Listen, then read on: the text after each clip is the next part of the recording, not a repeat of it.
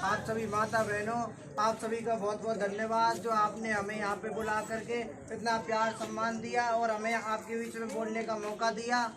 मैं अपनी बात को सबसे पहले मैं एक छोटी सी कहावत के माध्यम से शुरू करना चाहूँगा कि एक बार क्या होता है कि दो हंस और हंसनी आते हैं घूमने के लिए। तो वो आते हैं तो आकर के वो एक पेड़ के नीचे बैठ जाते हैं और उस पेड़ के ऊपर बैठा होता है उल्लू। तो वो आपस में बात करते हैं कि यहाँ पे कि हंसनी कहती है हंस से कि आप मुझे कौन सी जगह पे ले आए, यहाँ पे ना तो विकास है, ना शिक्षा की कोई बात है, ना कोई आदमी रहता है यहाँ पे, ये तो बिल्कुल वीरान और सुनसान जंगल है। तो हंस उससे कहता है कि हाँ ये बात तो है, हम यहाँ से सुबह जल्दी ही चलेंगे, यहाँ से निकल जाएंगे, कहीं और दूर चलेंगे दूसरी जगह पर। तो वो ऊपर बैठा उल्लू उनकी बातें सुनता रहता है। तो जब सुबह होती है तो हंस अपनी हंसनी को लेके जाने लगता है। तो उल्लू हाथ पकड़ के कहता है कि तू इसको कहाँ लेके जा रहा है, ये तो मेरी पत्नी है। तो उनमें दोनों में झगड़ा होता है। झगड़े के बाद गांव वाले आते हैं, पंचायत होती है। पंचायत में पंच लोग इकट्ठा होते हैं, आपस में बात करते हैं। वो सभी कहते हैं, उनको भी पता होता है कि भाई ये हंस है और इसकी पत्नी हंसनी है। तो वो लोग आपस में बात करते हैं कि इनकी बात सही है, ये हंस है, ये हंसनी है और ये उल्लू है। तो एक उनमें से एक बोलता है कि भाई देखो हमें भी पता है और आपको भी पता, सही बात तो क्या है, पर क्या करें, हमें तो उल्लू के बीच में रहना है, तो फैसला तो हमें उल्लू के पक्ष में ही देना होगा। तो वो कहते हैं कि हंसनी हंस की नहीं, ये उल्लू की पत्नी है। तो वहाँ से जो हंस है वो चुपचाप रोता हुआ जाने लगता है। तो रास्ते में उल्लू उसका हाथ पकड़ के बोलता है। तो हंस बोलता है कि अब तूने मेरी पत्नी ले ली, अब क्या जान लेगा। तो हंस उल्लू कहता है नहीं, मैं ना तो तुम्हारी पत्नी लूंगा ना तुम्हारी जान लूंगा, बस जो तुम कल जो बातें कर रहे थे इसीलिए उन चीज़ों को आपको बताने के लिए मैंने ये सब कुछ किया। मैं आपको बताना चाहता था कि आज जो ये हमारी हालत है, आज ना तो रोजगार मिल रहा है, ना ये बढ़ती हुई महंगाई, ये सारी चीज़ें इस वजह से क्योंकि हम लोग उल्लुओं के हक में फैसला सुनाते हैं। तो जब तक आप लोग उल्लुओं के हक में फैसला सुनाओगे, उन उल्लुओं को नहीं पहचानोगे, तब तक ना तो आपको रोजगार मिलेगा, महंगाई दिन रात बढ़ी रही है, आप सभी को पता है। यानी कि ये हालत है, आज एक गरीब आदमी के लिए घर चलाना बहुत बड़ी मुश्किल की बात हो गई है। आज क्या हो रहा है, आप देखोगे कहीं भी देख लो, मतलब कोई रोजगार की बात ही नहीं करता, ना महंगाई की कोई बात करता है। अगर आप एक टीवी खरीद के लाओगे, टीवी आपके पैसे से ला रहे हो, आप उसमें रिचार्ज अपने पैसे से करा रहे हो, लेकिन उसमें कभी तो मोदी जी दिखते हैं, कभी वो मन की बात करते हैं। लेकिन जिस टीवी को आप अपने मेहनत और पसीने की कमाई से लाते हो, उसमें आपकी ना तो कोई आपकी कोई बात ही नहीं होती, ना तो रोजगार की बात होती है, ना महंगाई की। आम आदमी जिस तरह से एक मुश्किल से अपने जीवन यापन कर रहा है, कोई बात ही नहीं होती, कोई दिखाता ही नहीं है आप लोगों को कि ये चल रहा है तो चल क्या रहा है। तो हम तो सभी आपसे यही कहना चाहते हैं आम आदमी पार्टी का, कि आम आदमी पार्टी गरीबों मजदूरों की पार्टी है, आम जनता की पार्टी है। आम आदमी के साथ आइए, आप सभी के जो दिल्ली में जो भी सुविधाएं मिल रही हैं, हमारे साथियों ने बताया आपको, पानी फ्री, बिजली फ्री और भी बहुत सारी सुविधाएं मिल रही हैं। आज आप कहोगे कि हम आम आदमी पार्टी को ही क्यों चले, क्योंकि आप सभी ने देखा होगा कि पिछले कुछ समय क्या बहुत समय से सिर्फ दो ही पार्टियां राज कर रही हैं, तो कांग्रेस या बीजेपी। दोनों पार्टियां मिलीजुली की सरकारें चलाती हैं, उसकी सरकार गिरने लगती है तो वो बचा लेता है, उसकी सरकार गिरने लगती है वो बचा लेता है। कोई काम ही नहीं करता गरीबों के लिए, सिर्फ गरीबों से वादे किए जाते हैं, लेकिन वादों पर कोई अमल नहीं करता। आज केजरीवाल जी के स्कूलों में आज एक इंजीनियर का बेटा, एक डॉक्टर का बेटा और एक रिक्शा चलाने वाले का बेटा एक साथ एक मेज पे बैठ के पढ़ाई करते हैं। ये सब केजरीवाल जी के स्कूलों में ही हो सकता है।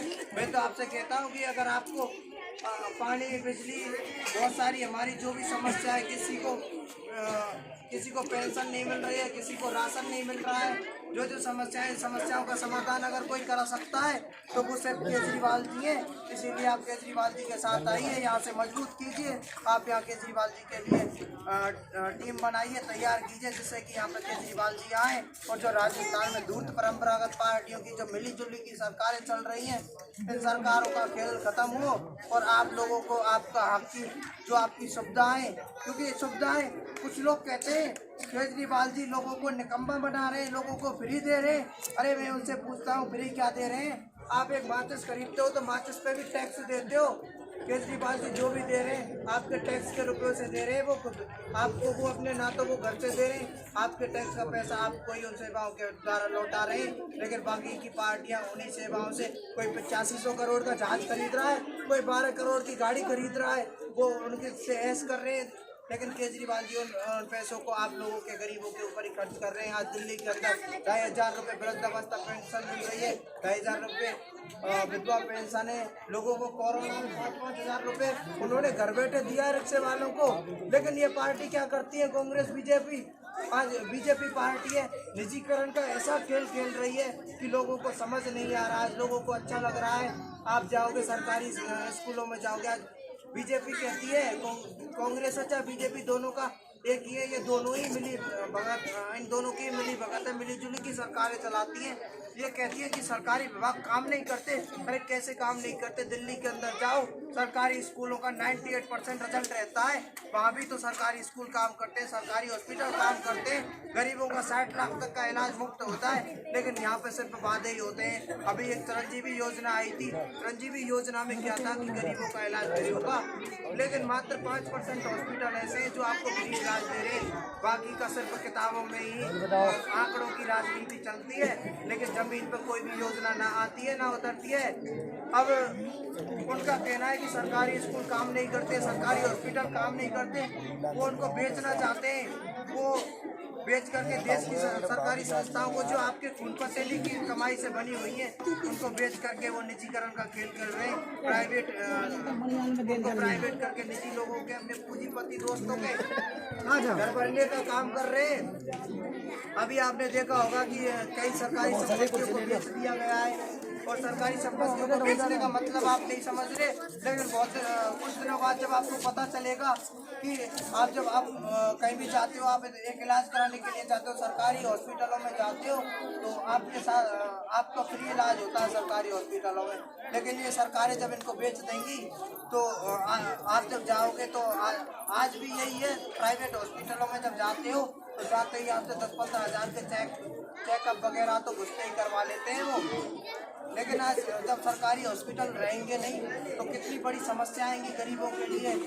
और तुम लगा लो कि आज प्राइवेट स्कूल है, प्राइवेट स्कूलों की कितनी भारी भरकम फीस है, कितने महंगे खर्चे हैं। ये काम आदमी रिक्शे वाले का बच्चा कहाँ पढ़ेगा? एक रिक्शा वाले का बच्चा प्राइवेट हॉस्पिटलों में इलाज करा सकता है क्या? प्राइवेट हॉस्पिटलों में कर सकता है? यानी कि ये पार्टी, ये सिर्फ जुमलेबाज पार्टी है। ये कहती है ये गरीब और आम आदमी की पार्टी है, ये गरीब और आम आदमी को मारने का काम करती है। ये सिर्फ गरीब और आम आदमी के लिए योजनाएं तो दूर, ये सिर्फ इतना कर सकती है, गरीबी मिटाने के नाम पे गरीबों को खत्म करने का काम कर रही है। और साथ में ये इनका तो क्या है, सिंपल सा फंडा है, गरीबी मिटानी है तो गरीब के घर के आगे दीवार खड़ी कर दो, ना गरीब दिखेगा ना गरीबी दिखेगी। तो अगर आपको सरकारी स्कूलों को बचाना है, सरकारी संस्थाओं को बचाना है, आप लोगों को अपने हक की जो बात करनी है, आप आम आदमी पार्टी के साथ आइए। केजरीवाल जी आप लोगों के लिए, केजरीवाल जी अगर चाहते तो वो खुद एक सरकारी अफसर थे, लेकिन उन्होंने छोड़ करके समाज सेवा के लिए आए। वो इसीलिए आए क्योंकि गरीबों को उनके हक दिला सके, उनके लिए कुछ काम कर सके। आज बहुत सारी पार्टियां, लेकिन सिर्फ कहने की पार्टियां, कोई काम नहीं करता। सिर्फ केजरीवाल जी काम कर रहे हैं, उनको मजबूत कीजिए और आम आदमी पार्टी से जुड़िए। यहाँ भी चाहे हमारी सरकार नहीं है, लेकिन हम आपके हक के लिए आवाज़ उठाएंगे, आपके साथ खड़े रहेंगे। चाहे हमें आपके हक के लिए, चाहे किसी भी तरह का कोई भी कानून हाथ में लेना पड़े तो हम पीछे नहीं हटेंगे।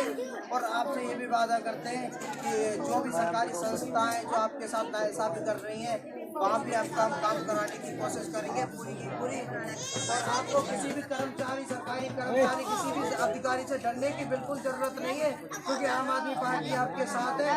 और कोई अधिकारी, कोई मालिक नहीं है, आप लोग मालिक को, वो आपके नौकर हैं, आपके खून पसीने उससे उनका घर चलता है। तो आप सभी से मेरी विनती है कि यहाँ पे जो अतर सिंह जी हमारे साथी हैं, इनके लिए इनको मजबूत कीजिए, यहाँ से इनके साथ खड़े होइए आप सभी, ये आपकी हक की आवाज़ उठाएंगे। तो मैं इसी के साथ अपनी बात करना चाहता हूँ।